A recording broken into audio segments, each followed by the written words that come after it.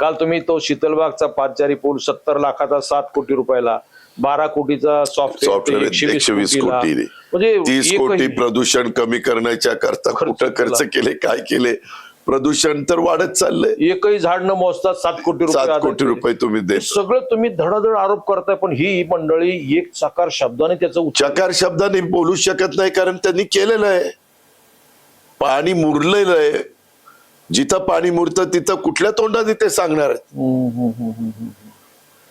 त्यांच्याकडे आज जे काही तुमच्या माझ्या महानगरपालिकेला कर्जबाजारी करण्याचं काम यांनी केलं, 4000 कोटी विविध विभागाची बिलं देणं थकवलं, हे कधीच नव्हतं. तुम्ही याला आता मी सांगतो, आपली जी लोकसंख्या आहे, इथलं मतदार 3 विधानसभा मतदारसंघात विखुरलं गेलंय. इथलं बजेट गेल्या वर्षीच, आता वर्ष संपणार, 9600 कोटीचं. बरोबर.